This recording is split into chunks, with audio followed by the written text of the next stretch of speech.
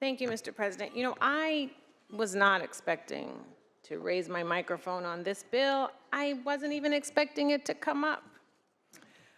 But I've been listening to the comments on the floor, and I have been thinking about them as a parent and listening to all of the ones who have raised their microphone or who have shared, you know, their thoughts on this legislation and where we are in this time as a parent or as a guardian. And I'm gonna just be honest with you. You know, as a parent, I wanna have total control over everything in my household, including my children.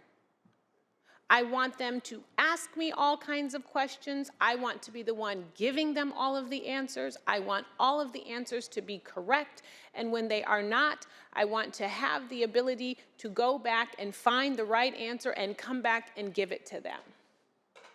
That is a fantasy. That is a fantasy.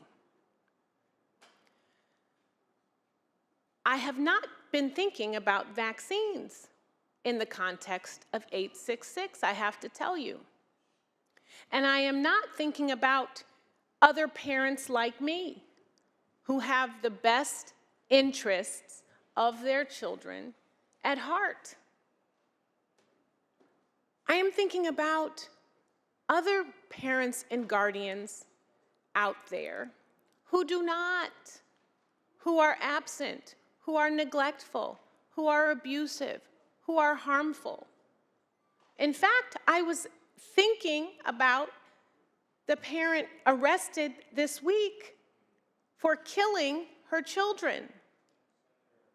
I was thinking about parents who are anti-gay, who have a child who is LGBTQIA, and how they punish them for being gay, refuse to share information or access to resources or supports or to acknowledge that they exist. None of that has anything to do with vaccines for sure, but it does acknowledge that there are all kinds of parents out there, and some are amazing. All of us fail. Many of us fail with really great intentions at heart. And there are some that are not looking out for the well-being of the children in their lives. I completely agree. Parental responsibility and legal authority, there should be greater connectivity. Because I can tell you so many examples of why I feel like, why am I responsible for all of this? And the child just wants to do the whole thing, but maybe I'm just caught up in the madness of having a teenager at home. But I do think we have a responsibility to legislate safety. And I think we have to be honest about all kinds of parents that are out here. And some really do need legislative circumvention like this. I'll rephrase that. The parents might not need it, but the children deserve it.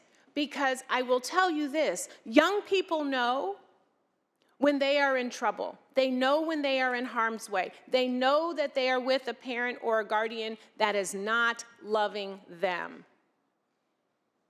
And they don't have the resources that we know they should have to help them navigate through their young life safely.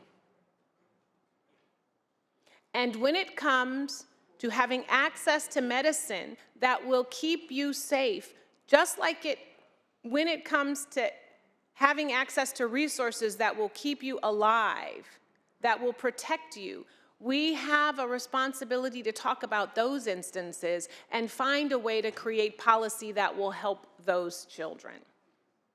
So I am not thinking about 866 in the context of my family, because we do have space at the table for honest, uncomfortable, open discussions where we're trying to figure out how to create a path where the whole family is on board.